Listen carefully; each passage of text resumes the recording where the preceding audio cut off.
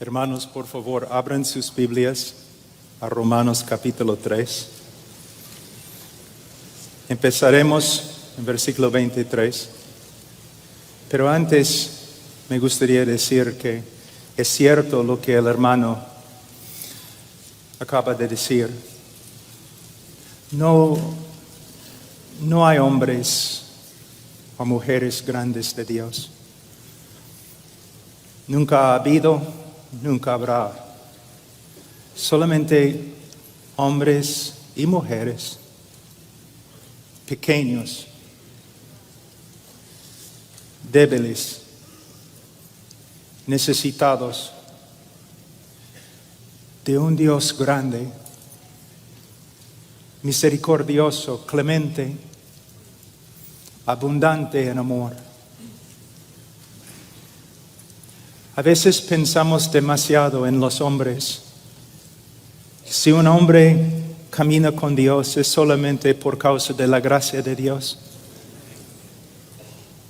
Si el hombre no comete pecado es la gracia de Dios que restringe su pecado. Toda la gloria, toda la honra a Dios. En los últimos tiempos,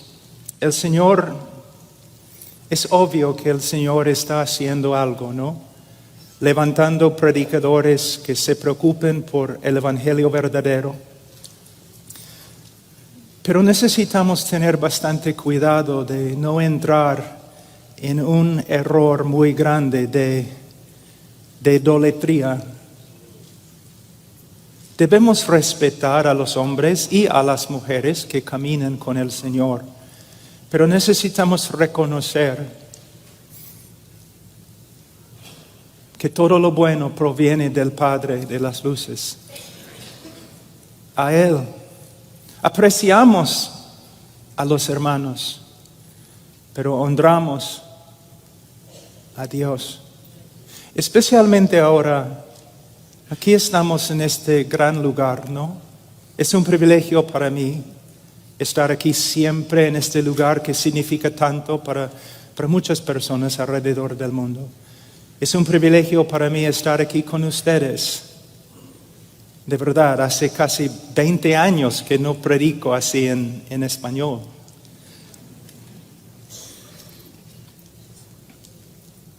Pero necesitamos darnos cuenta que estamos aquí para ver más de Jesucristo y más de su evangelio. Hermanos, ¿se dan cuenta que a través de la historia de la obra redentora de Dios, ha habido personas más nobles que nosotros, sabios, reyes, maestros, profetas, que buscaban, que anhelaban ver lo que hemos visto?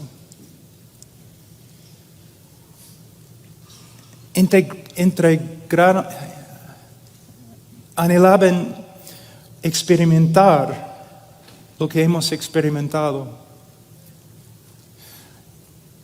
No es una exageración decir que nosotros somos las personas más privilegiadas que han vivido en la tierra.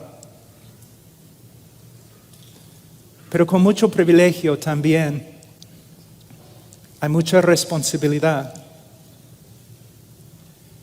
Hemos visto la plena revelación de la gloria de Dios en la cruz del Calvario.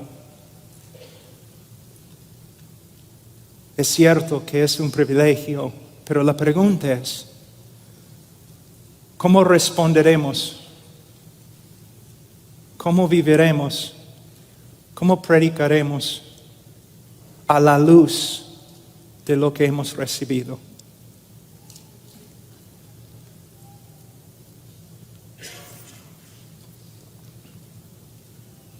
A veces cuando digo a una congregación que voy a enseñar sobre el evangelio, ellos me miren como, ¿por qué? Ya conocemos el evangelio. Hermanos, estaremos una eternidad en el cielo y todavía no comprenderemos todo lo que es el Evangelio. Ni vamos a llegar a las colinas de esa montaña. Un hombre puede dedicar toda su vida, cada día, cada hora, solamente al estudio del Evangelio del Señor Jesucristo. Y al final de su vida, aunque Él sea el hombre más dotado, el hombre más inteligente y el hombre más espiritual, al final de su vida, ni la 10ª parte ha visto. Pero esta es nuestra tarea como predicadores. Muchos piensan que la tarea más grande del predicador es predicar. No. La tarea más grande del predicador es profundizar la revelación más grande de Dios en la persona de Jesucristo y luego predicar. Como voy a explicar en mi sermón, en el día de hoy el mundo y la iglesia sufren de un evangelio superficial, predicado por hombres superficiales, con doctrina superficial. Hemos recibido, hermanos, una mayordomía más grande que los reyes y los presidentes. Y tenemos que responder correctamente con temor.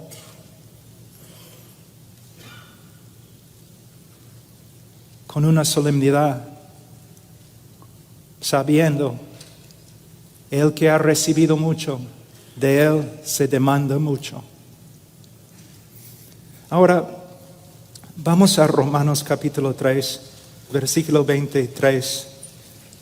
Por cuanto todos pecaron y no alcanzan la gloria de Dios, siendo justificados gratuitamente por su gracia por medio de la redención que es en Cristo Jesús, a quien Dios exhibió públicamente como propiciación por su sangre a través de la fe, como demostración de su justicia, porque en su tolerancia Dios pasó por alto los pecados cometidos anteriormente, para demostrar en este tiempo su justicia, a fin de que Él sea justo y sea Él que justifica al que tiene fe en Jesús. ¿Dónde está pues la jactancia? Queda excluida. Queda excluida. Oremos.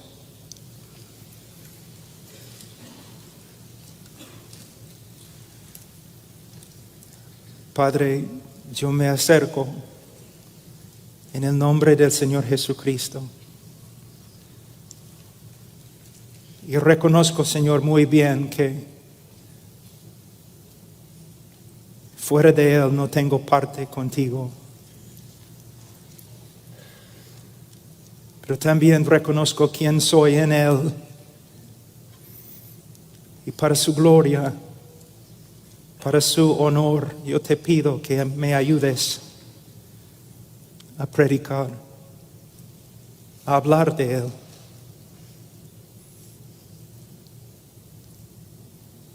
Señor, aun cuando predico en mi propio idioma, cuando hablo de Él, mi sermón es patético. ¿Cuánto más te necesito hoy? Solo quiero, Señor, que Él sea glorificado. A Él, a Él, a Él. A tu Hijo sea la gloria. A Él. A través de su cruz. En nombre de Cristo Jesús. Amén. Antes que empecemos, me gustaría saber a qué hora tengo que terminar. No hay reloj aquí. Ok. ¿Puedes así para mí? Oh, ya. porque si no voy a predicar 5 horas. La palabra evangelio proviene de una palabra griega que significa buenas o gratas noticias. Son las mejores noticias, las mejores. Este mensaje tiene preeminencia. No es un mensaje entre mensajes, hermano.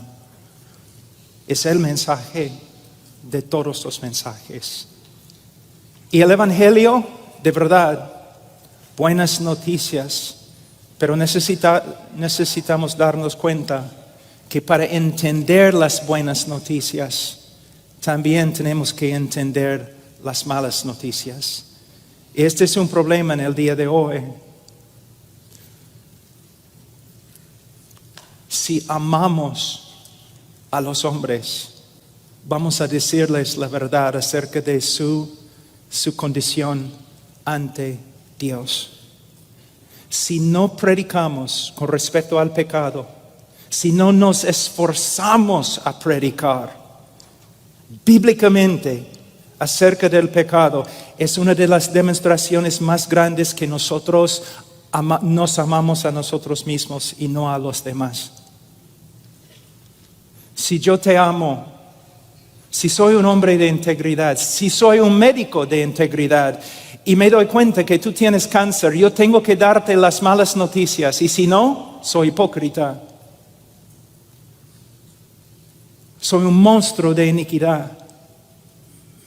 Hay muchos pastores y predicadores en el día de hoy que predican como predican porque se aman a sí mismos y no a la congregación y no a los pecadores. Entonces nosotros tenemos que dar lugar a la necesidad de explicar a los hombres que son pecadores. Los antiguos predicadores eran así. Ellos predicaban la ley, ellos predicaban la santidad de Dios, ellos usaron todo lo que pudieron encontrar en las Escrituras para demostrar, para convencer a todos que son pecadores, porque solamente el pecador busca salvación. Y solo el pecador puede glorificar a Dios, de verdad, por medio de recibir la gracia que ahora sabe que necesita. No debemos ser hombres rudos, enojados. Debemos ser hombres misericordiosos, clementes, llenos de amor, pero a la vez nosotros en amor tenemos que explicar, mostrar a los hombres que son pecadores. Y podemos ver esto en este texto, no solamente en los textos que he leído, sino también en el capítulo 3 de Romanos. Podemos ver Pablo con un intelecto único, con una sabiduría de Dios, el apóstol de los apóstoles, el misionero de los misioneros, el teólogo de teólogos. Y él está usando todos los dones que el Señor le ha dado con un solo propósito: condenar al mundo. Condenar al mundo, para que todo el mundo busque a Dios y la salvación de Dios en Calvario, en la persona de Cristo. La palabra pecar proviene de una palabra griega que significa extraviarse, errar, no dar en el blanco. Es como un arquero que lanza flecha tras flecha tras flecha, pero nunca llega al blanco. En el Catecismo de Westminster, el pecado se define como la falta de conformidad con la ley de Dios o la transgresión de ella. Si solamente hablamos así acerca del pecado, entonces los que nos escuchan van a pensar que el pecado no es tan malo. El pecado es como un error humano y nada más.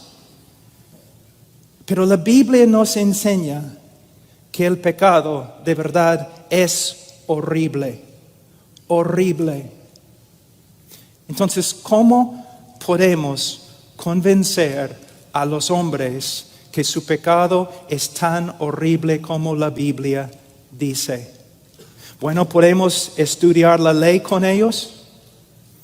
Podemos pasar por las escrituras con ellos. Podemos hablar de un montón de cosas. Podemos mostrarles el Calvario, donde Cristo murió por el pecado. Pero donde debemos empezar es con la persona misma de Dios. Mira, nuestro pecado no sería un problema si Dios fuera como nosotros. ¿Te das cuenta? Si Dios fuera un Dios injusto, inmoral, Él no tendría problemas con pecado. Pero la Biblia enseña que Dios es santo, santo, santo. Y es solo a la luz de la santidad y la justicia de Dios que los hombres pueden ver cuán horrible es el pecado. Entonces, si tú quieres predicar el Evangelio, hermanos, si quieren predicar el Evangelio, ustedes tienen que enseñar quién es Dios. Cuando pecamos, no estamos pecando contra un insignificante alcalde de un pueblo pequeño, de un pueblo pequeño. Cuando pecamos, estamos pecando contra el Creador del universo, el Rey de los reyes y el Señor de los señores, el Creador y sustentador de todo lo que hay. Les voy a dar un ejemplo, una ilustración que tengo aquí. Durante la creación del mundo, Dios mandó a las estrellas que se pusieran en su lugar en el espacio y todas las estrellas le obedecieron. Él mandó a los planetas que giren en el círculo que Él había marcado para cada uno y le obedecieron. Él mandó a las montañas que se levantaran y Él mandó a las valles que se bajaran y todos le obedecieron. Él gritó al mar: tú vendrás hasta este límite y no pasarás. Y el mar se sometió y le adoró. Luego Dios dice al hombre: ven. Y el hombre sacude su puño en la cara de Dios y grita: no.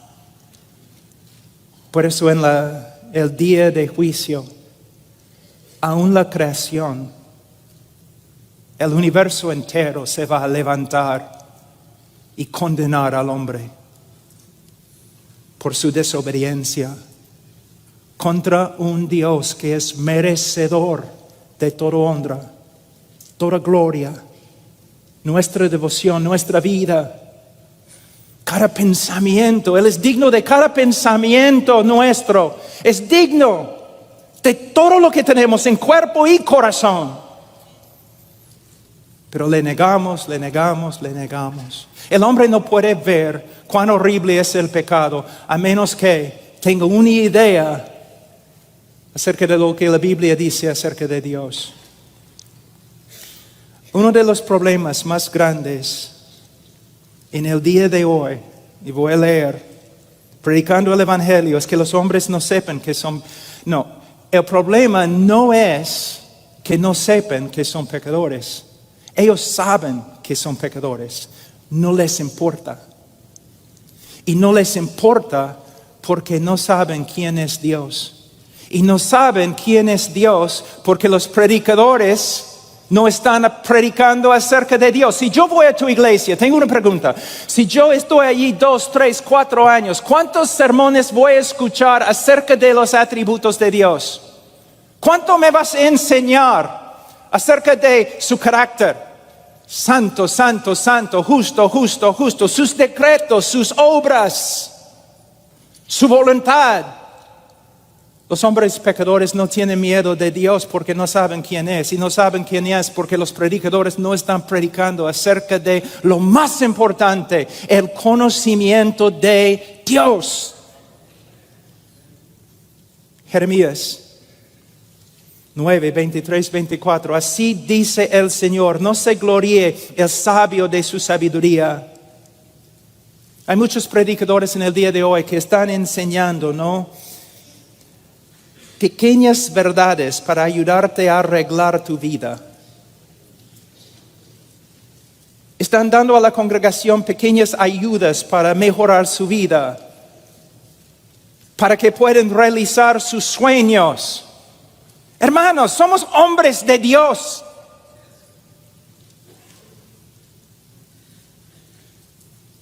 Y nuestra tarea principal es enseñar a los hombres quién es Dios. No se gloríe el sabio de su sabiduría, ni se gloríe el poderoso en su poder, ni el rico se gloríe de su riqueza. Mas el que se gloríe, gloríese de esto, de que me entiende y me conoce. Me entiende y me conoce. Estamos viendo los dos lados de una verdad muy importante. Entender los hechos acerca de Dios, entender las verdades bíblicas, doctrinales de Dios, pero no solamente entender lo que la Biblia enseña acerca de Dios, sino conocer a Dios en una relación, en nuestro tiempo devocional. Un médico sabe mucho más acerca de cómo mi esposa funciona que yo. Él sabe muchos más hechos acerca de su cuerpo que yo sé. Él sabe, es un médico, pero él no conoce a mi esposa. De la misma forma,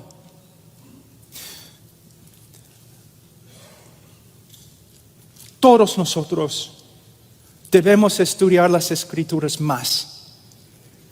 Debemos dejar de correr por todas partes haciendo un montón de cosas que no importan y debemos dedicarnos a estudiar las Escrituras. Horas y horas. No estoy hablando de minutos y minutos y no estoy hablando de simplemente para preparar sermones. Estoy hablando de estudiar las Escrituras para conocer a Dios y para ser transformado por Él.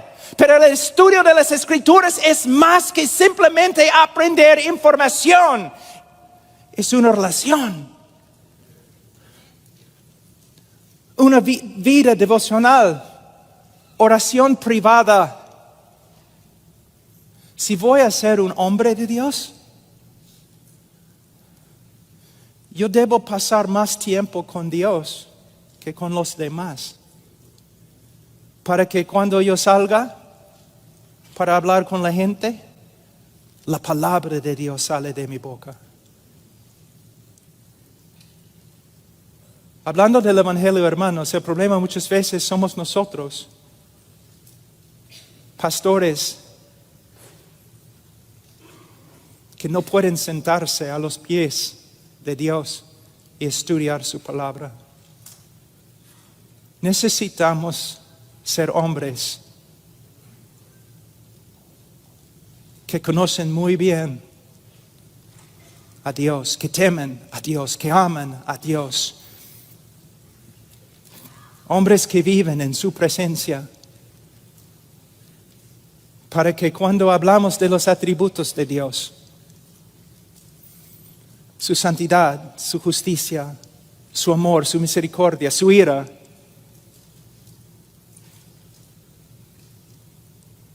no solamente somos como un loro que habla cosas que ha escuchado, pero son verdades que son una parte de nosotros. Hermanos, ustedes pueden aprender cómo predicar el Evangelio mejor por medio de esta conferencia. Pero eso no significa que ustedes van a ser hombres de Dios. Un hombre de Dios pasa mucho tiempo en las Escrituras y de rodillas con Dios. Es la marca de un hombre de Dios. No talento, no una iglesia grande.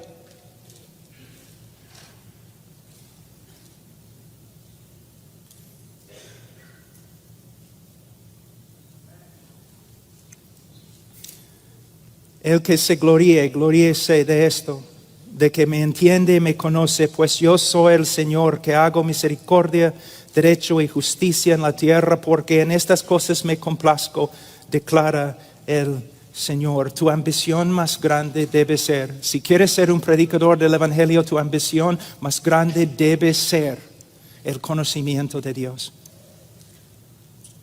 Conocimiento teológico y conocimiento personal.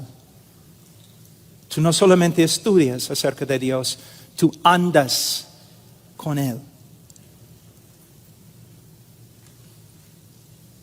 En las noches, cuando no puedes dormir. En la vigilia.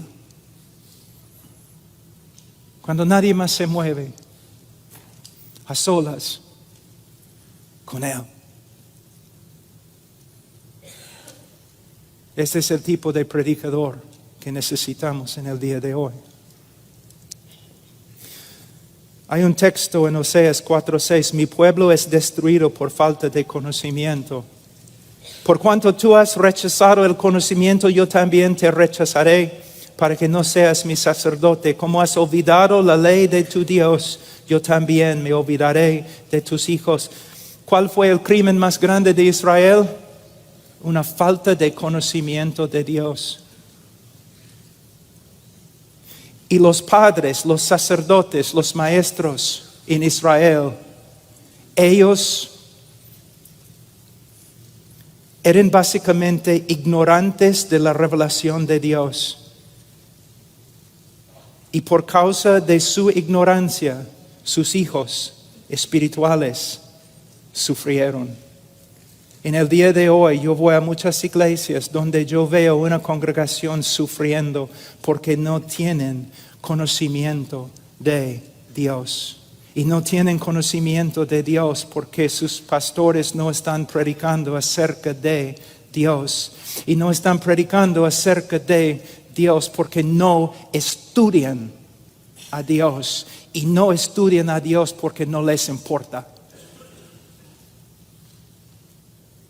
Y una conferencia acerca de evangelismo no va a cambiar este problema, sino pastores y predicadores arrepintiéndose y corriendo de nuevo donde empezaron, regresando a donde empezaron, a los pies de Dios, viviendo para conocerlo. 1 Corintios 15, 34, un texto que es tan importante, pero muchas veces se pasa por alto. 1 Corintios 15, 34, sed sobrios como conviene y dejad de pecar, porque algunos no tienen conocimiento de Dios, para vergüenza vuestra lo digo. ¿Pueden ver lo que Pablo está diciendo? Hay una relación directa entre una falta de conocimiento de Dios, y la moralidad de una congregación.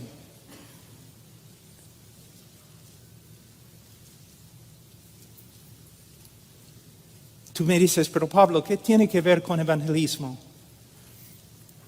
Con el evangelio.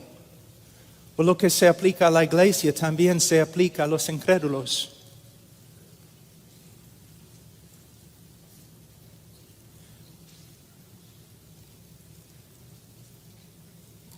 Cuando no hay un conocimiento bíblico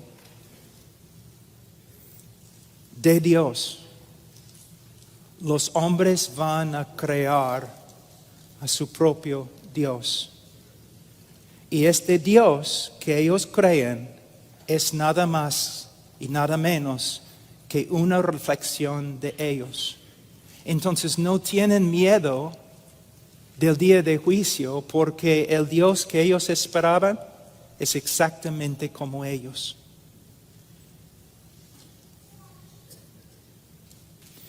En el Antiguo Testamento, en el Nuevo Testamento, para el mundo perdido y para la iglesia de creyentes, la necesidad más grande es la misma. Hombres que conocen a su Dios y que predican su Dios a los demás. Cuando estoy evangelizando en el avión o en un bus o predicando en la calle, ¿dónde empiezo? ¿Con el pecado del hombre? Nunca. Empiezo con quién es Dios. Voy a darles una ilustración o voy a intentarlo porque no se encuentra en mis notas. Imagínense un mafioso arrestado en la cárcel, tiene que comparecer ante el tribunal, ante el juez, y el día de su juicio llega y él está totalmente tranquilo. Está feliz el hombre, no tiene ningún problema en el mundo, está feliz. Los guardias vienen, lo llevan a la corte, todavía está feliz, riéndose, hablando, tranquilo. ¿Por qué? Ha comprado al juez.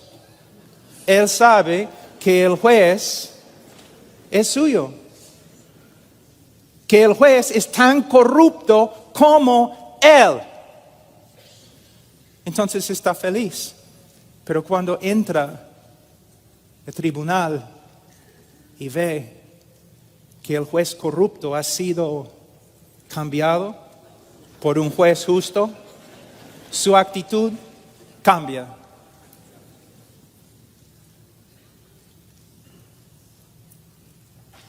Este es el trabajo del predicador.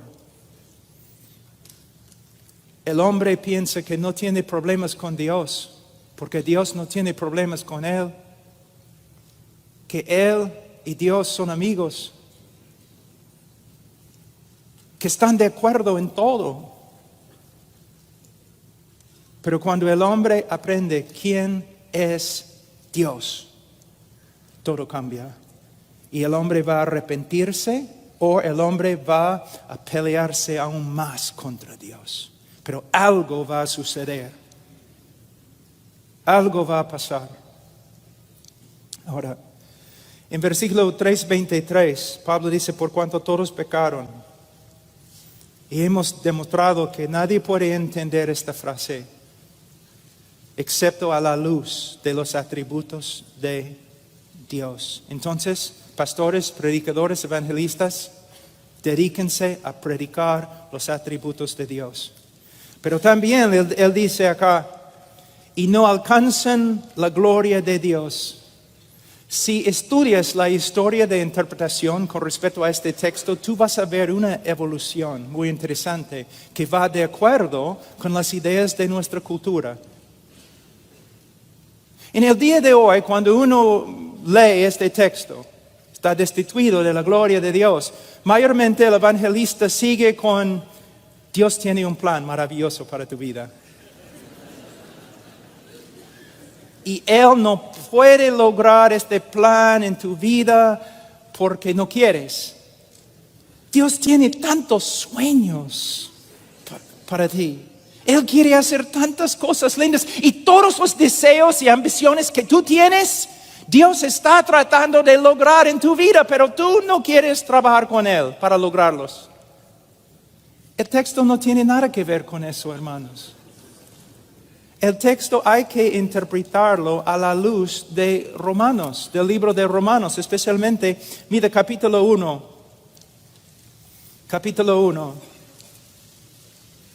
versículo 21.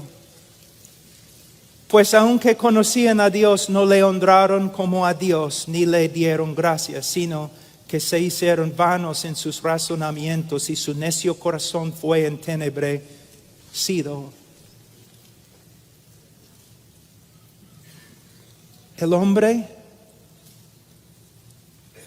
fue creado no para realizar sueños humanistas y carnales y personales. El hombre fue creado para la gloria de Dios y para servir a Dios conforme a su voluntad. Y es solo en perseguir este propósito el hombre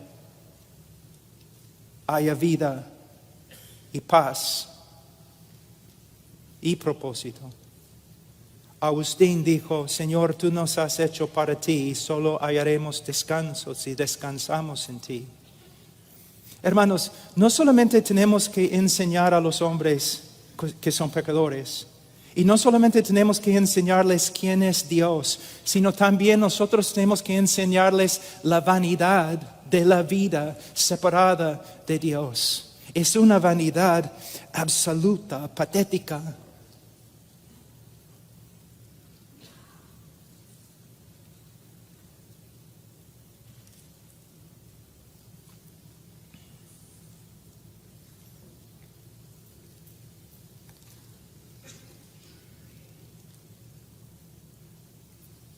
A veces cuando estoy predicando así, personas dicen, bueno, este hombre, él habla tanto de pecado siempre, siempre, siempre. Habla de la vanidad de la vida siempre, siempre, siempre. ¿Por qué? Yo he predicado muchos años, 35 años. Yo he seguido también el ejemplo de hombres a través de la historia de la iglesia. Y yo sé que si vas a ser evangelista, es tu tarea exponer el pecado del hombre y exponer la vanidad de su vida. No para dejarlo allí sin esperanza, sino para que vea que su única esperanza es la gracia de Dios comprada por Jesucristo. Cuando yo voy a un lugar, si estoy predicando en la calle o predicando en una universidad, mi trabajo principal es arruinar la fiesta.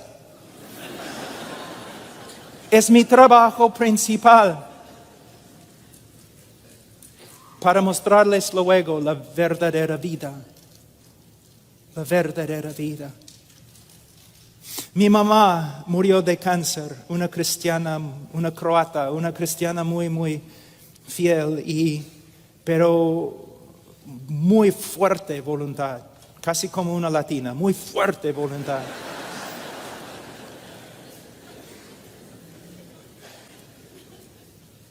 No exactamente como una latina, porque me casé con una latina y ella tiene una voluntad mucho más fuerte que mi mamá.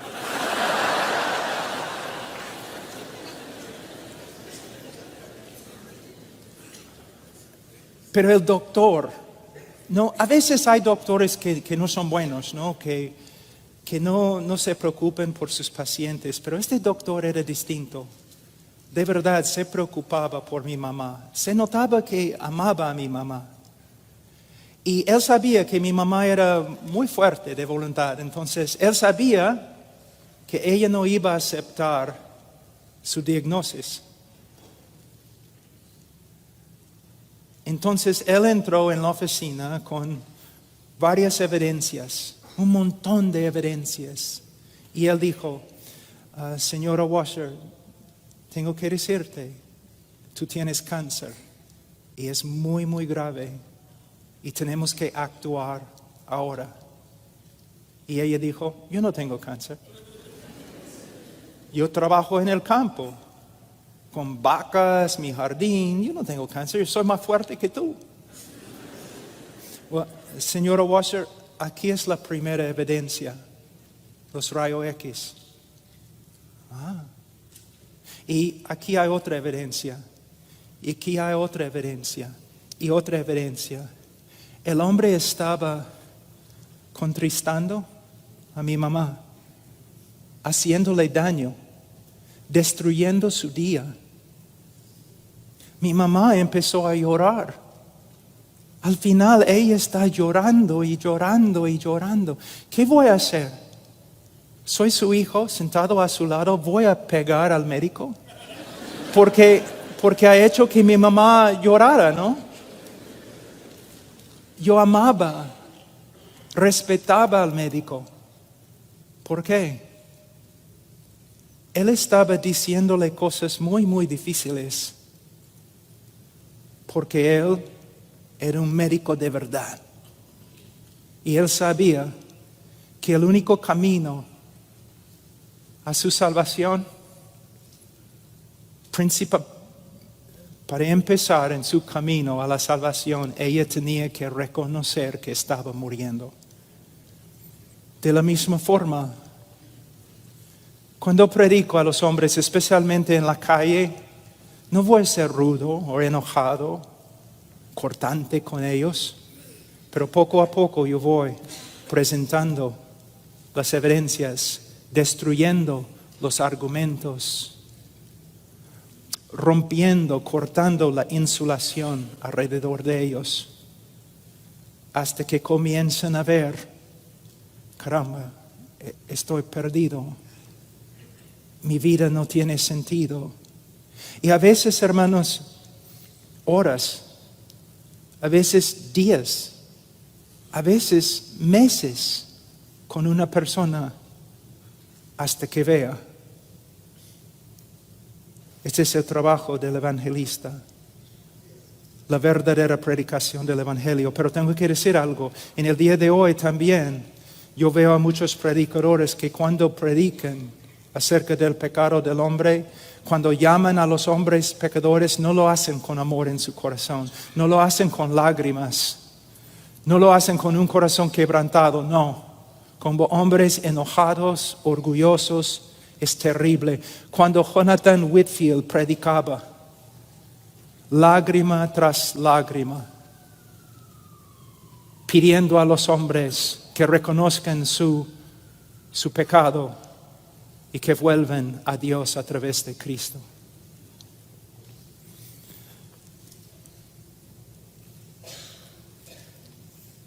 Voy a ver algunos textos simplemente para mostrarles cómo debemos usar las Escrituras para convencer a los hombres que son pecadores. Posiblemente tú me vas a decir, pero Pablo, el Espíritu Santo tiene que convencer. Yo sé. Pero también es nuestra tarea usar las Escrituras como una espada. Somos instrumentos también del Espíritu Santo y el Espíritu Santo usa la palabra del predicador para convencer a los hombres acerca de su pecado. Vamos a Génesis 6:5. Dice, todo designio de ellos era de continuo solamente el mal. Una vez yo estuve predicando en una universidad y después un reportero se me acercó y me dijo, muy enojado, yo no estoy de acuerdo con tu interpretación de Génesis 6:5. Yo le dije, no interpreté el texto, yo leí el texto. Tú has interpretado el texto y correctamente, felicitaciones. Es lo que la Biblia dice acerca del hombre y es cierto, hermanos. Si yo pudiera poner todos tus pensamientos en un DVD y yo pudiera dar este DVD aquí en el auditorio, mostrar todos los pensamientos que has pensado toda tu vida, tú correrías de aquí con vergüenza y nunca regresarías. ¿Cómo sé? ¿Soy profeta? No, es lo que la Biblia dice. ¿Cómo sé? ¿Soy profeta? No, soy igual. Lo que la Biblia testifica, la conciencia. Cuando la Biblia testifica, la conciencia dice amén. Amén. Es cierto, es cierto. Mira, Génesis 8:21.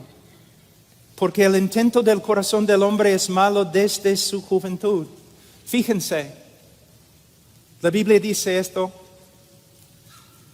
acerca de todos nosotros, que Génesis 8:21, porque el intento del corazón del hombre es malo desde su juventud. La palabra juventud acá no simplemente se refiere a un adolescente o un joven, también puede referirse a un niño,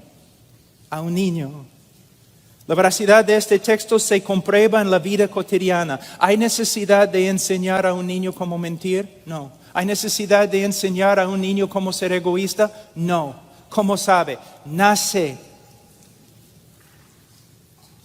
sabiendo, inclinado a la mentira y egoísmo y cualquier otro tipo de inmoralidad.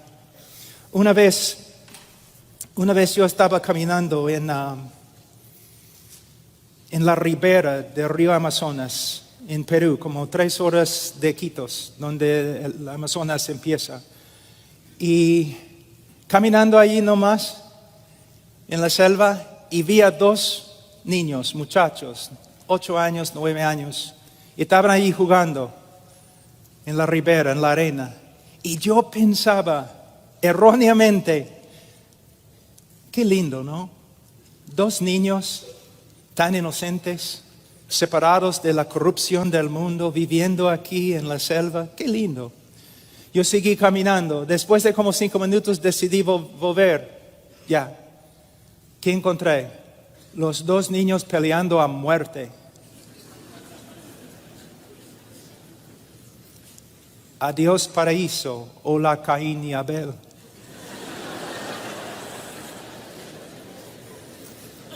Imagínense un niño un ratito, y lo pones en un cuarto con los mejores juguetes del mundo, los mejores juguetes que existen. Y tú le das juguete tras juguete hasta que encuentras el juguete que no le gusta. Él bota el juguete, tú lo pones en sus brazos de nuevo. Él bota el juguete, tú lo pones en su brazo. ¿Cómo puedes cambiar la actitud del niño con respecto al juguete que odia? Solamente tienes que traer otro niño. Y sentar el otro niño enfrente al primer niño. Y poner en sus brazos el juguete.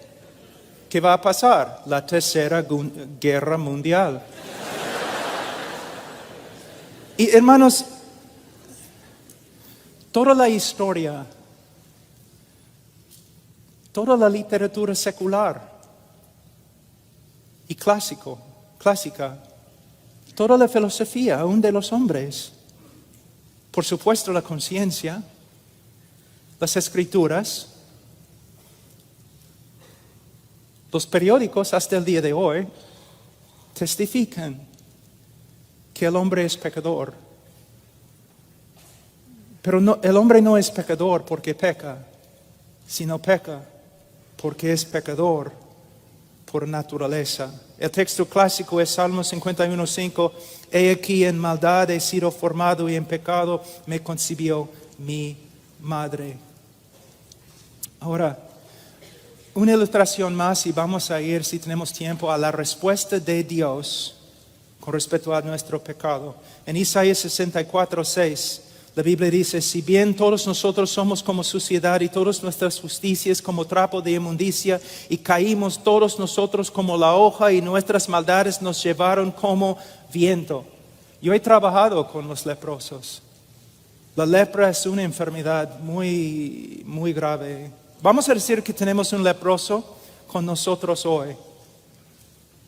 Olemos su hedor, podemos ver la sangre y el pus saliendo de su cuerpo. Es una escena que ni el más fuerte puede aguantar. Es algo horrible, hermano. Pero vamos a decir que nosotros decidimos ayudarle. Entonces mandamos a una persona y él va a una tienda muy, muy fina aquí en Los Ángeles y compra una ropa de seda muy, muy exquisita, o una tela de seda. Y regresa y nosotros envolvemos al leproso en la tela. Por un segundo se ve bonito. Pero ¿qué va a pasar? La corrupción de su cuerpo va a sangrar por la tela. Y la tela va a llegar a ser tan corrupta como el hombre mismo. Esta es la razón por la cual el hombre no se salva por las obras. Porque sus obras salen de una naturaleza corrupta.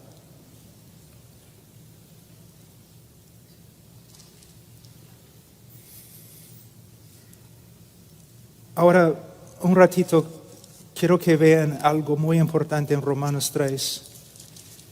El apóstol Pablo en capítulo 3, versículo 10. 10 a 20. Si tú tomas una clase de evangelismo conmigo, vamos a pasar mucho tiempo en este texto. ¿Por qué? Esta es la conclusión de todo lo que Pablo ha escrito. Aquí podemos ver la estrategia de Pablo en tratando el pecado de los hombres. Él ha usado varios argumentos, pero ahora puesto que también no solamente está hablando a los gentiles, sino también está hablando a los judíos, Él va a terminar con varios textos de las Escrituras, texto tras texto tras texto. Yo hago lo mismo cuando hago evangelismo, con una congregación o con una persona, texto tras texto tras texto tras texto.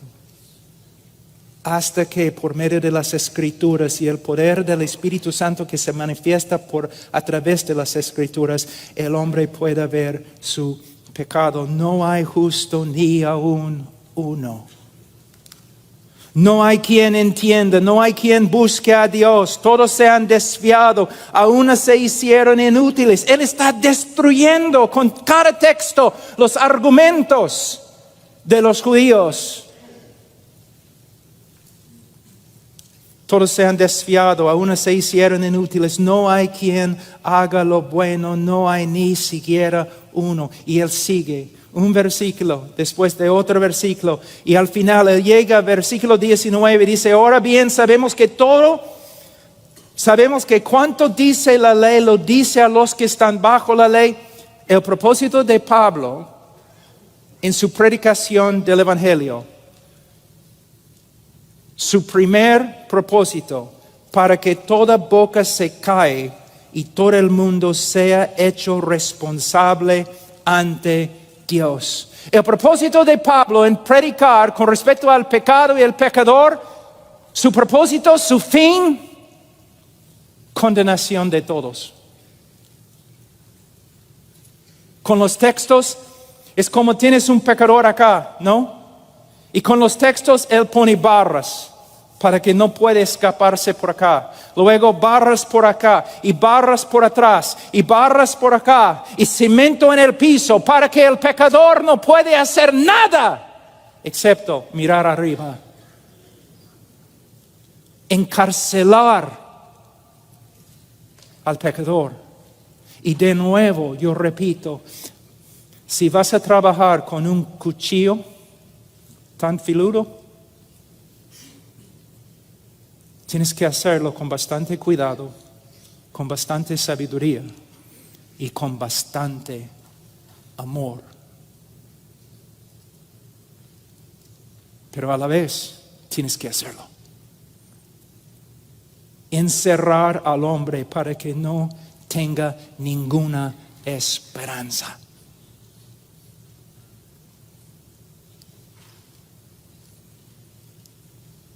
Hay una historia de Duncan Campbell durante un avivamiento en Europa.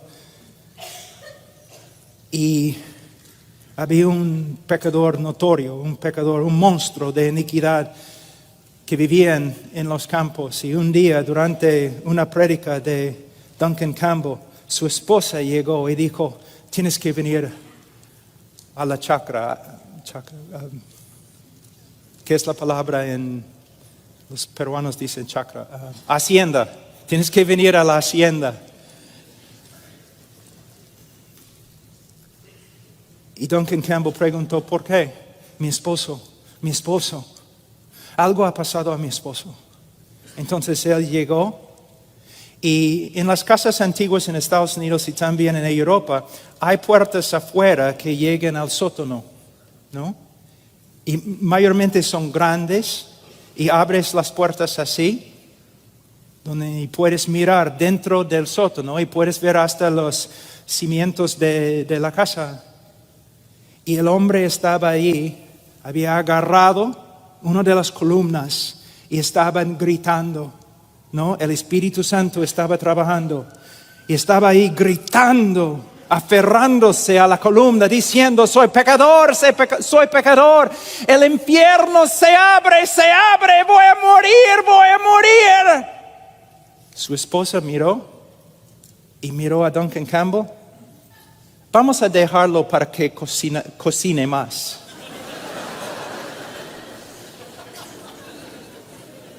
Hermanos, los antiguos predicadores hicieron lo mismo. Muchas veces no pasamos suficiente tiempo operando haciendo cirugía con la palabra de Dios para que los hombres sepan de verdad que necesitan un Salvador. Yo sé, es una ilustración graciosa, pero en serio, yo he estudiado los predicadores de antigüedad. Muchas veces hablamos cosas muy buenas acerca de ellos, pero no es suficiente, debemos imitarlos.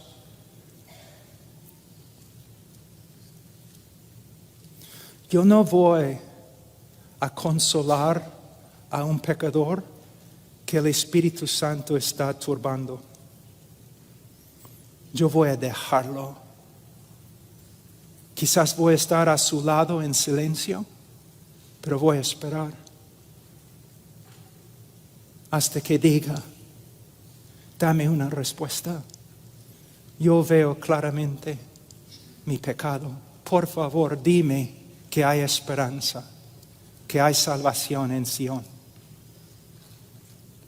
De nuevo, se necesita sabiduría. Ahora,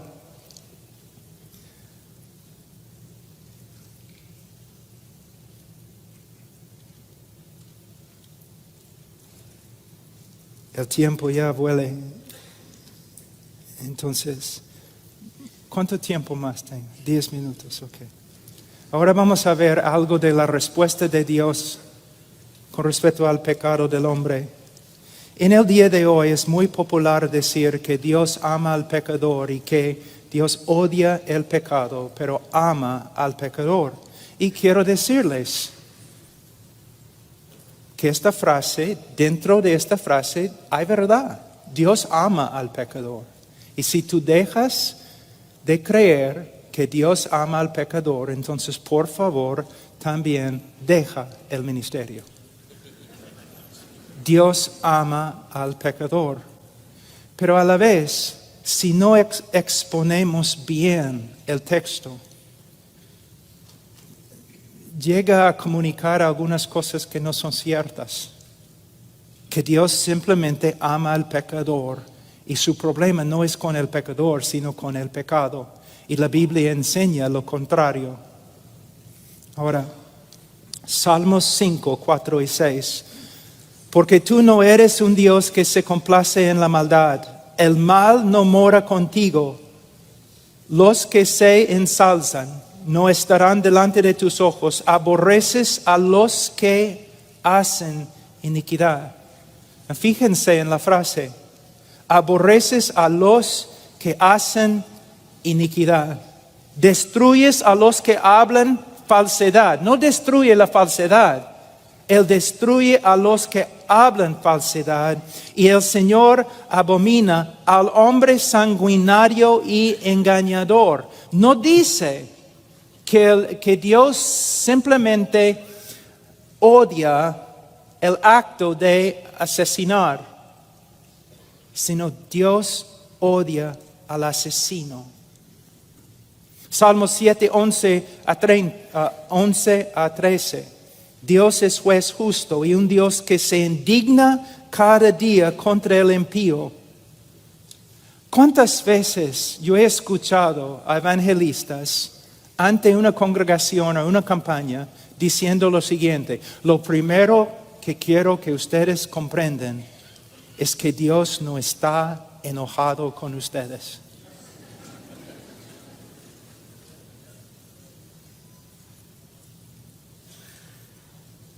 Yo entiendo lo que el evangelista quiere lograr y a veces su propósito es noble, pero él está diciendo algo que no es cierto. De hecho, la Biblia enseña lo contrario. Dice 12, y si el impío no se arrepiente, él afilará su espada. Tensado y preparado está su arco. Ha preparado también sus armas de muerte. Hace de sus flechas saetas ardientes. En hebreo, si tú quieres enfatizar algo, tú repites. Aquí él viene con frase tras frase para explicar que Dios no solamente está enojado con el pecador, pero Dios va a actuar conforme a su enojo. Es lo que se llama en las Escrituras venganza. Ahora, cuando yo leo textos así en una congregación normal, una congregación evangélica, cuando yo enfatizo el odio de Dios no solamente contra el pecado, sino también contra el pecador, mayormente las personas responden así. Primeramente, pero Dios es amor. Dios es amor y por eso no puede odiar. Mi respuesta, Dios es amor, por eso tiene que odiar. Pero pastor, ¿cómo puede ser? Bueno, el amor nunca es neutral, no puede ser neutral. Si yo amo a los judíos, ¿puedo ser neutral con respecto al holocausto judío? No. Si amo a los afroamericanos, ¿puedo ser neutral con respecto a la esclavitud? Si amo a los niños, ¿puedo ser apático, neutral al aborto? No, si amo a los judíos, tengo que odiar el holocausto judío. Si amo a los africanos, tengo que odiar esclavitud. Y si amo a los bebés, seres humanos con almas, yo no puedo ser neutral con respecto al aborto.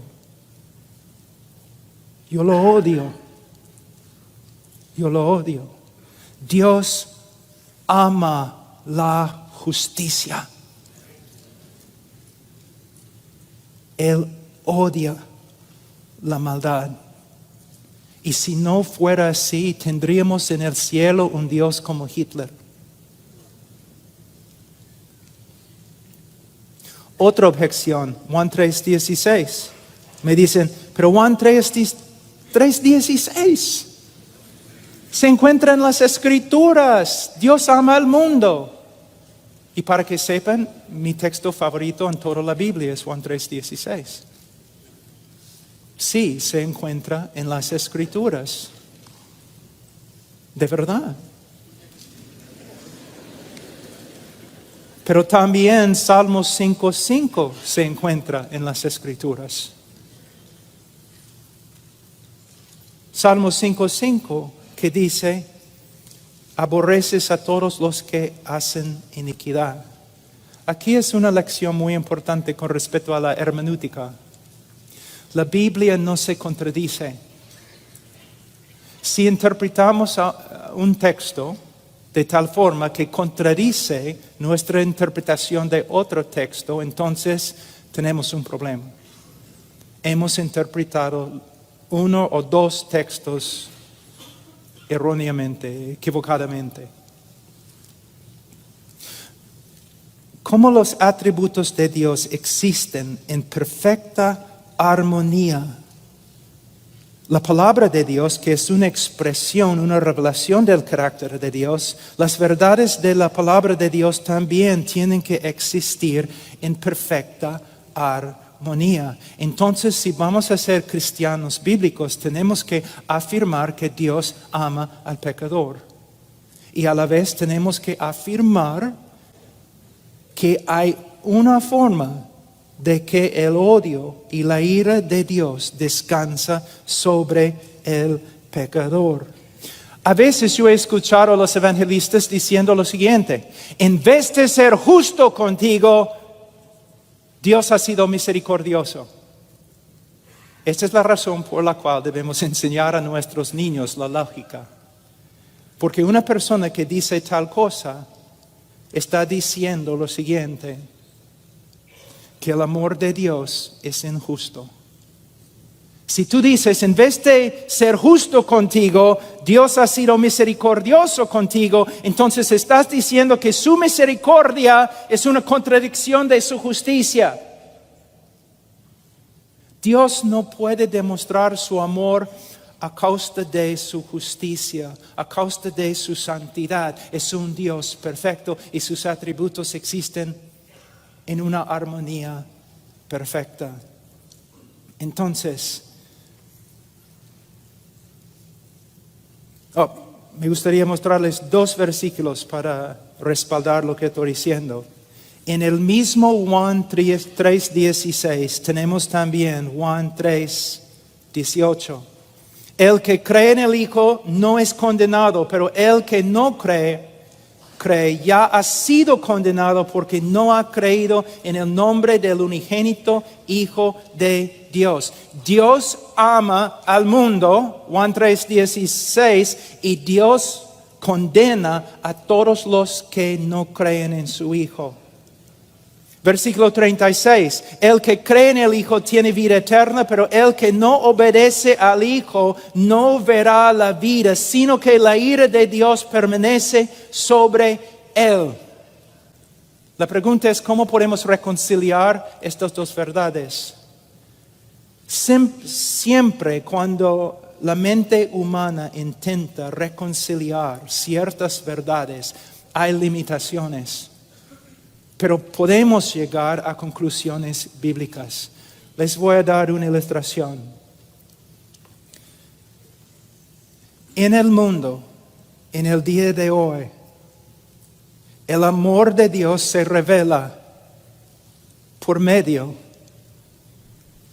de lo que Dios ha hecho a través de su Hijo Jesucristo. Porque de tal manera amó Dios al mundo que ha dado a su Hijo unigénito, para que todo aquel que en Él cree no se pierda, mas tenga vida eterna. Y el amor de Dios se manifiesta a todos los hombres por medio de la obra redentora de Cristo. Pero lo que necesitamos ver es lo siguiente. Imagínense, el amor de Dios, o la naturaleza de Dios, es de tal calidad. Hay tanta gloria, infinita gloria, más allá que nuestra comprensión, que Él puede amar aún los objetos de su ira. Y con una mano, hoy día, a través de la historia, con una mano, Dios está restringiendo su ira. Así. Y con otra mano, Dios está llamando a los hombres que vengan, que vengan, que vengan.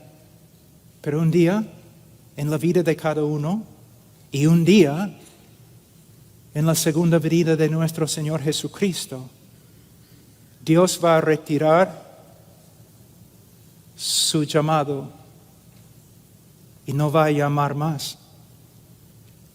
Y Dios va a retraer su mano y no va a restringir más su ira. Y todo el mundo incrédulo será inundado, consumido en la ira de Dios. Y nosotros somos predicadores de este mensaje. Un mensaje tan solemne. Personas a veces me critican y me preguntan, Pablo, siempre andas con tanta solemnidad, siempre cuando prediques, es siempre tan serio. Es porque, hermanos, es serio.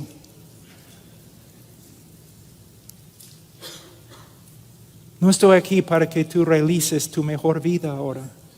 Estoy aquí porque es un asunto de vida y muerte, vida eterna y muerte eterna. Termino. Mañana vamos a hablar de la cruz y cómo en la cruz todos los atributos de Dios se armonizan en su manifestación. Pero pastores, predicadores, escúchenme. nuestro privilegio es grande. Nuestra mayordomía es terrible. Ay de mí. Ay de mí. ¿Quién es suficiente? ¿Quién es suficiente?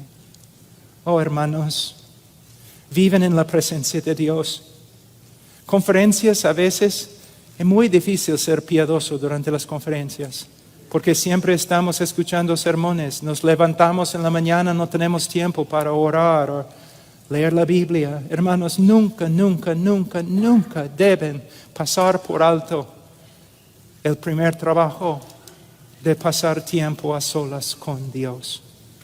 Dios les bendiga.